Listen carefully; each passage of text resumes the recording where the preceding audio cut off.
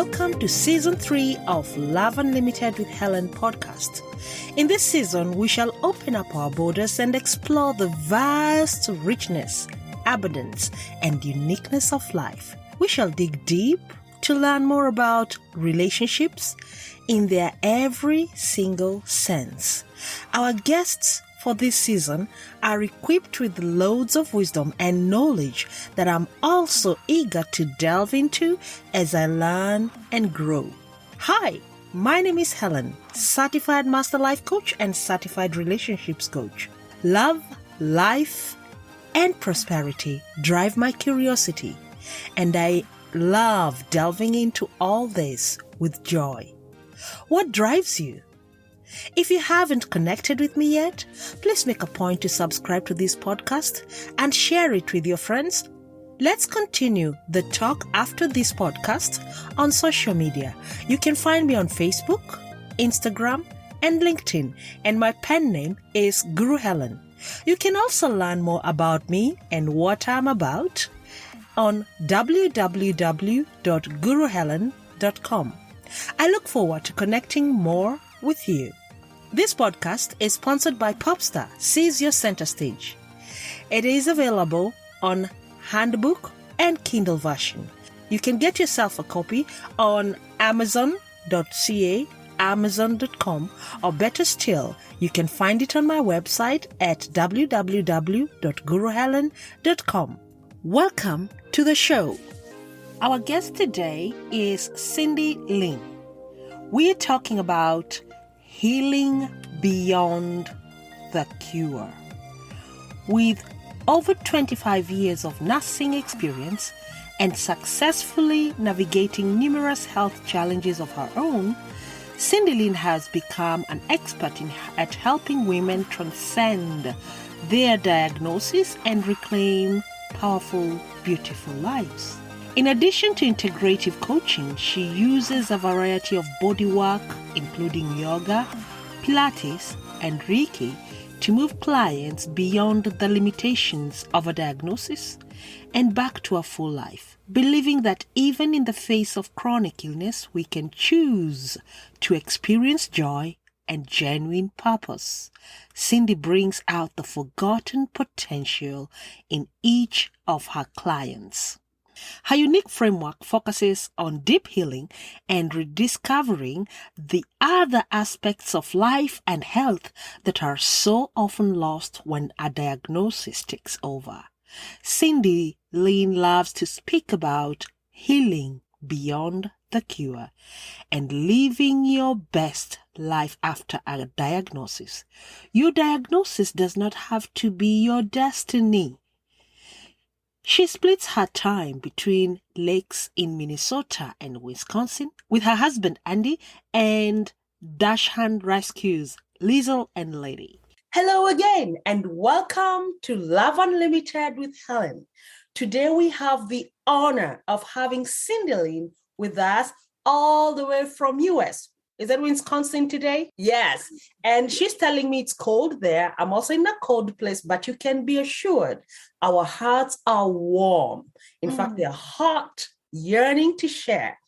And Lynne will give us a lot of talk. As you've heard, as I talked in her intro, she is a nurse with a special calling. And it is that special calling that we are focusing on today. We are going to talk about healing beyond the cure. I know some of us are like, what's that? Does that exist? Well, sit in tight and learn that there is healing beyond just being cured. Cyndy, welcome to the show. Thank you. Thank you so much, Helen, for having me. I'm excited to be here. Oh, wonderful. Now, Cyndy, tell us something about yourself that no one normally knows about you. I am an absolute fiend for peanut butter and jelly on white bread. Now, the secret is out because that's not necessarily the healthiest choice. And I don't even get to eat it very often because I can't eat gluten. But if there's anything that really, really calls to me, a guilty pleasure. PBJ on white bread. Wow. Well, that breaks a few rules, I can tell. But guess what? I love peanut butter too. I do. Sometimes when I'm very hungry, when no one is watching, I scoop a bit and walk out with my mouth full. And stuck. Oh, that's funny. Oh, I don't think you're wrong. Yeah. All right. So then tell us about your family. Something about your family. Are you married? Do you have children? Child? Where are they at in life? I have a fabulous husband, and we've been together for 32 years now. Kudos. And I picked him up in a bar in Jamaica. We have a wonderful son who is 23 and graduated from university last year. Congratulations. So, our pride and joy. Mm-hmm. And then 2 Dachshund rescue dogs. Oh, nice. I love dogs too. Congratulations on your son, and thank you for letting us know. Now, what called you to nursing? Why did you choose nursing as a career? I got my bachelor's degree in nursing and went in just with a very basic thought of wanting to help people get better. Mm-hmm. And always interested in the sciences and learning and how the body works. And so that seemed like a real natural fit at the time. And then you decided to go deeper. Where did you go? Well, I actually left and then came back deeper. So I shifted from bedside care to clinic care. Mm-hmm. And working with pacemaker patients and defibrillator patients, in fact, in Canada, in Toronto at the time. And then made the shift to go work for industry, wanting a little bit more of the 9 to 5, a little bit more predictable kind of schedule. Mm-hmm. After many years of that, I really wanted to get back to working one-on-one with people. But there was a little bit of a caveat, and at first, this may sound a little alienating, but I wanted to work with people who wanted to get better. And so many people come into the hospital, especially in the cardiology space where I was. They come into the hospital, the nurses, the doctors get them kind of all fixed up. And then they go home and they don't continue to care for themselves. And the cycle repeats itself. Okay. So I wanted to work with people who really wanted to improve not only their specific diagnosis, but their health and their life in general. Wow. You know, when you talk like that, a few people are just coming at the back of my head like this, like small ghosts, because I can see people who go to hospital just to get fixed instead of getting well. Mm-hmm. And how did you get about that? Did someone talk to you about people wanting to get healed other than just being cured or treated? Did you get a way to get out there and tell people, yeah, there's a better way than just coming to the hospital? Yes. So I started small. I didn't have that full thought gelled completely in my brain at the time. Yeah. But I was in the corporate world. I knew the corporate world wasn't doing anything for my health. I was stressed and burnt out. And so I started teaching Pilates. I went and got my certification, started teaching Pilates, and ended up working with people in a rehab capacity. And in fact, I still do have a small physical practice where I see patients and I use yoga and Pilates for rehab. Mm-hmm. And I found that these were the people who really wanted to work on themselves. So they had knee surgery, they had an injury of some type, but then they took it upon themselves to go a little bit further, to get a little bit stronger, to really connect with their body and get it well. And that spurred, kind of one thing led to another. And so after being out of the medical space, a fringe on the medical space, I've come full circle now and am working with clients who are patients and who want to go beyond just the treatment for the cure to really healing their body. All And right. very often that means healing from the whole experience of the Ah. diagnosis. Tell us the process. How do you start someone on a healing process? Just take us through the few steps that you do. Sure. So let me give you an example. Yes. I just gotten a diagnosis, knock on wood, I just got a diagnosis that I need a pacemaker, and I just got a pacemaker and I need to get better. So let's start from there. How do I move on? So there's two ways I work with people. So as a brand new diagnosed, oh my gosh, there's something wrong with my heart and now I have this machine. Mm-hmm. You could come to me and we would spend an intensive day together. Oh. Virtually, or hopefully someday in person we'll get to spend time together. But we would spend the day together virtually, and we would discover your philosophy of care and what you wanted out of life. We would discover who your support systems are and how best to use them. We would discover what specialists you may want to go to for second opinions or for advice. And maybe there's specialists I know about that you haven't heard of yet. And we would look at all those things based on your goals, because it's very important to people that that diagnosis doesn't take over their identity. Yeah. There's a big difference between saying I'm a pacemaker patient and I'm a person who happens to have a pacemaker. Yeah. You could feel the different energy. And I know you work in that energy space. Huge different energy. Yeah. One is something that's happened to me that I may or may not have adjusted to. The other is, okay, this is what came up. This is what's going on in my life. I am still this person I was before. And by the way, how do I take care of this and move forward? This new stage in my life. Yes. So that's one way that I work with people when it's all of a sudden, here's something that I've found out. Okay. And it's very true, especially with patients with cancer diagnoses, because that's just overwhelming to hear those words. Yes. Yes. Where it sounds like a mini death sentence. It is. Well, and that's what people think. And they think, okay, now what?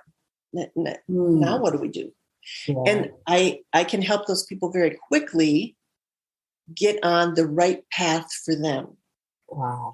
And it's not because I know every path out there. It's not because I know every disease out there.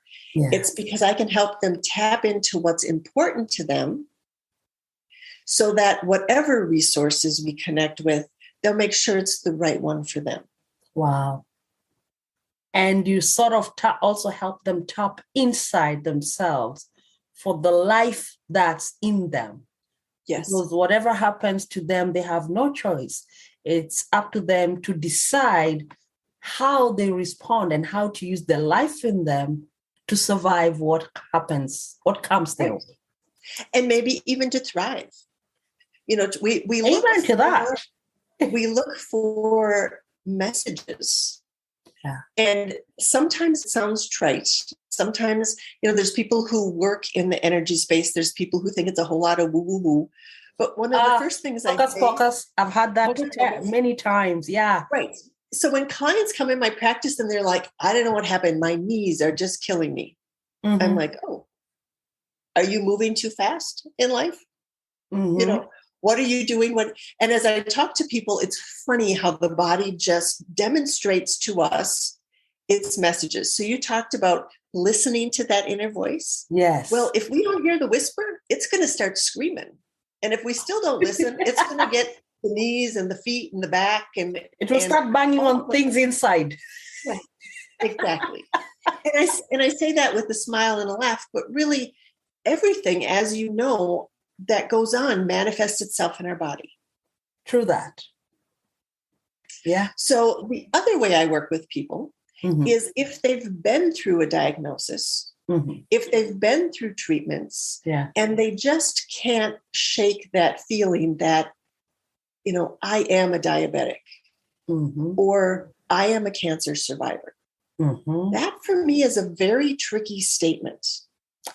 Yeah, I don't like that too. I don't either. And really, it bothers me. Like or dislike. It bothers me because it follows a very powerful word, I am. Exactly. Yeah. And as much as we want to celebrate the milestones that come with treatments, Mm-hmm. we want to be very careful about that language because that keeps the focus on the diagnosis and not on our life. That's true. So I have a membership that is just a very simply, very accessible monthly membership, do at your own pace, where we talk about every aspect of life, from your career to your relationships to limiting beliefs. And it allows you to do kind of a remodel, kind of a reassess, to step back into your life and to heal from hearing the diagnosis, to heal from the often very traumatic experiences of the treatments. Even if they came out well, we carry that trauma. You carry with that us. baggage with you. Absolutely. All right. So that's a very accessible way that someone in their own pace and their own time, with some access to me for support, can move back into their life. They can become the starring role again. They can become the I am, as you said. Wow. I love that. I never thought such a dimension of healing and nurses helping healing existed. Really, I did not. And I wish I'd known you earlier. I'd have thrown a few people I love that passed on due to fear. And you know what I mean? Fear of diagnosis. Yes. And they gave up. They gave up. They died before death came to them. Yes.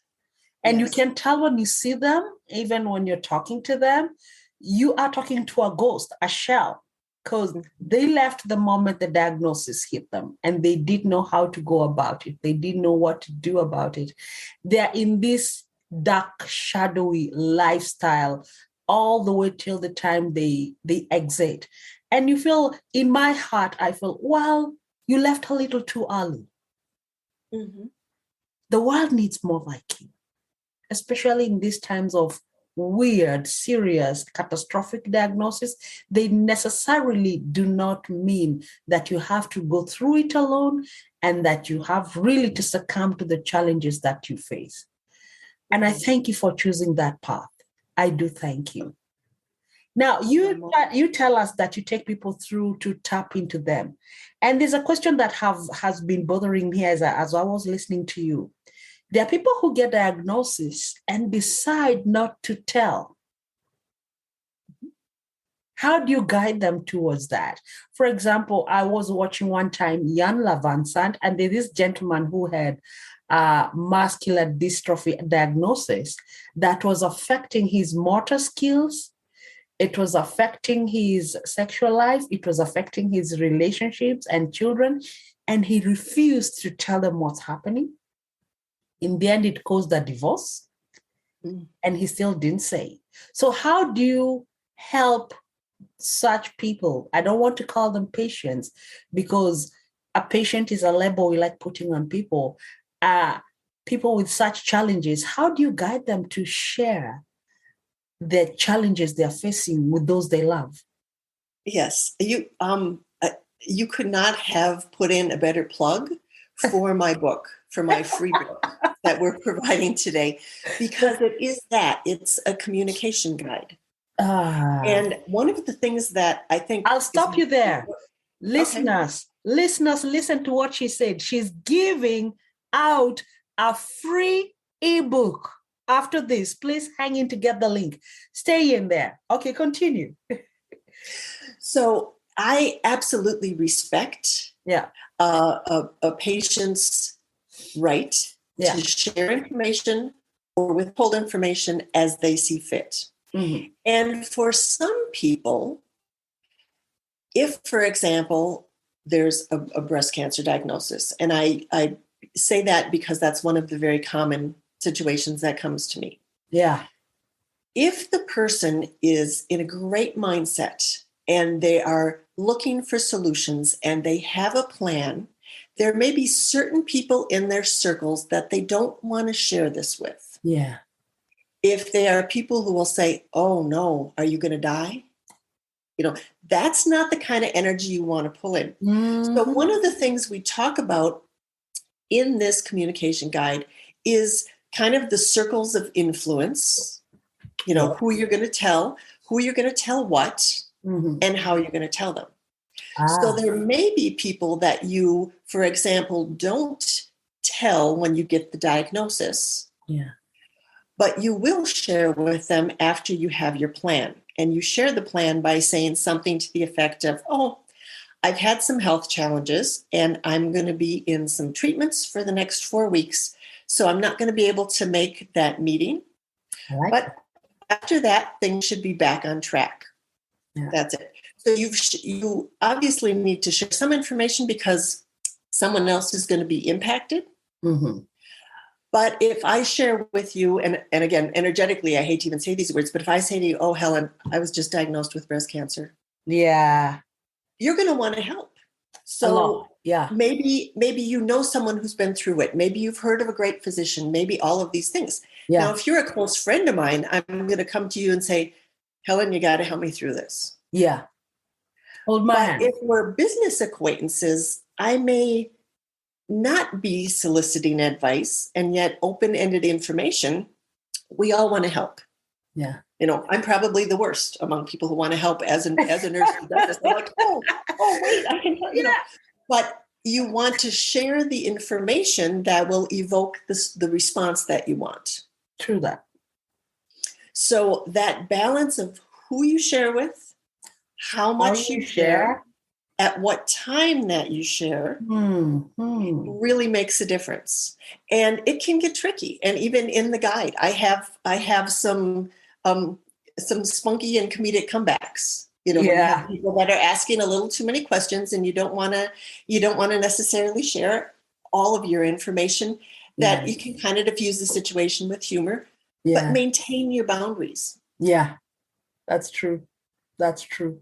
That's true. I as you're talking, someone is coming in my head right now, and I'm like, okay, she did that. She must have had good counseling. She must have had someone who really held her hand on that. And I want also to ask you one other question. Once you've communicated, do you help you as a coach? Do you help them find people who are like-minded, or do you put the client in a new network, or do you just do it strictly one-on-one throughout? So the clients that come to me one-on-one, we'll spend the day together, we'll craft the plan, and then I'm accessible to them by email and call for a short time afterwards. So it's if they choose to go that way, you take them on one-on-one. Mm-hmm. So continue. And then, so they'll have some follow-up with me. And this is just kind of a one kind of extended session that we do. Mm-hmm. If they want to go onward, if they want to continue to have access to me as well as support in managing this diagnosis through different parts of their life, then they can go right into my membership. And like I said, it's very accessible. It's $47 a month right now. Very affordable. There's classes, there's exercises, there's 2 calls a month. What kind of classes? Recorded classes, me teaching on each of the subject. On topic, I try, recognizing that sometimes there's energy challenges. I try to keep the information in very consumable bites, 15, 20 minutes here, 10, 15 minutes there, little exercises. Mm-hmm. The thing that's kind of neat is they can go in, they can do it at their own pace. So they have the entire month. And as long as they're a member, they have all of the classes. So they can really go wherever they want. Wonderful. Wonderful. And they also, do you have a social Facebook where they can join in and follow? It's a private social group? It's a private Facebook group that goes with the community. Oh, with the perks. Nice. Yes. And how long have you been doing this? How long have you been helping people heal? Well, I've been helping people heal for years. Wow. I've formalized it into a program late last year, my membership, and now the one-on-one. Because frankly, for the past 2 years, I've been doing a lot of this one-on-one. Okay, what questions should I ask? What action should I take? Where do I get this? Excuse me. Yeah. And finally had somebody say to me, "Oh, you should let people make appointments for this." Mm-hmm. Would you tell me, do you coach just the patient, or do you also coach if it's a couple? Let's assume maybe the couple needs support, both of them. Absolutely. And if it's, say, an elderly person who's going through this process with one of their children Mm-hmm. or another caregiver, Mm-hmm. absolutely. It's the day that you spend with me that we make the plan, and so you do handle individuals, and you also handle impacted couples. Yes. I love that. How about families? I'd bring my whole clan.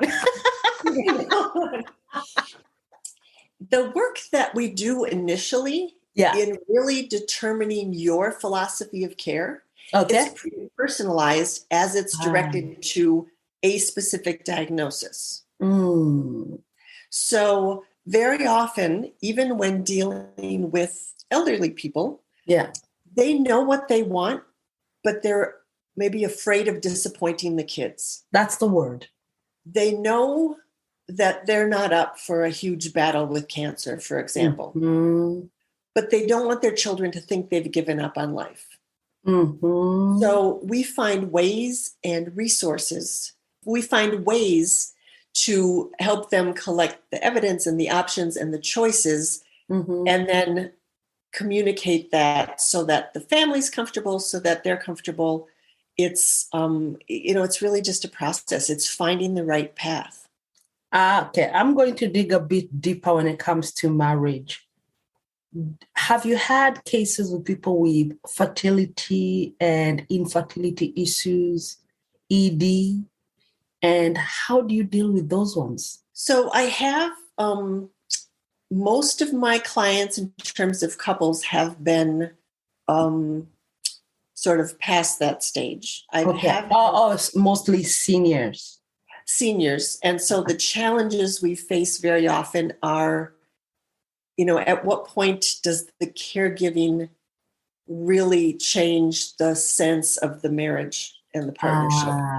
I deal with that question much more. Mm-hmm. I do work with some women who are having challenges and who have struggled to not have their identity become an infertile woman, because the labels around all of that are tremendous. They are very traumatizing. Yes, they are. Yes. They are. And that has come as a result of other diagnoses. Yes, so a byproduct. I haven't had too many couples come to me together saying, how do we manage this? So for couples, the primary way, like I said, is that we want to care for our significant other, and digging deeper and asking what that means sometimes frees people up to hire assistance, for example. You're right. It allows them to raise the question, all right, I want to remain your wife. I want to have a husband-wife relationship with you. How does that change if I'm your 24-hour caregiver, taking care of toileting needs, feeding, all of those kinds of things? You kind of can't have both, has been my experience. Oh, and I think that's what happens. I'm looking at how my mom handled dad. Yeah, I think that's what happens. And I think it's either or. Permission. They need permission to get help. And sometimes, the funny part is sometimes the couples will get on and I'll look and I'll say, okay, as a nursing professional, I'm looking at this little tiny petite woman and this very large, I'm like, this is, the bathing and toileting in a home situation is an unsafe situation. Yeah. So what are some other options? And that physical recognition then sometimes is the breakthrough point. And they come back and they say, oh yeah, things have gotten so much better between us since we've gotten help with this. I love that. But they can't very often identify it themselves because, we promise Yeah, we promised to Yeah, take through that. sickness and health, Your death. all of this kind of thing. Mm-hmm. But taking care doesn't always mean giving the care yourself. Yeah. Taking care can be arranging and overseeing. You're right. And I've noticed from the few experiences I've had with people who have had such diagnosis that they end up at some stage in their life being very cranky and angry at their spouses. Mm-hmm. How do you handle that? Well, we look at the anger, Mm-hmm. and we know that it occurs and the pattern that it does because home, this person who's committed to you, is a safe place to lash out. Yeah. And I would see this in hospital nursing. I would take care of patients who were wonderful to me and wonderful to the staff, and of course you're going to be, because they're depending on us to take care of them. Mm-hmm. And you catch more flies with honey. And then the spouse would come in and they would just unload. They would be crabby, as you described, grumpy, this whole sort of thing. And you're like, what am I missing? Right. So sometimes it's simply because there's a lot of frustration, a lack of control. That's a big piece. Mm-hmm. And the spouse is kind of the safety net to lash out. So we typically look where that frustration and often where that loss of control is coming from, and try to bring even little pieces of that control back in. Oh, I like that. I do like that. Awesome. All right.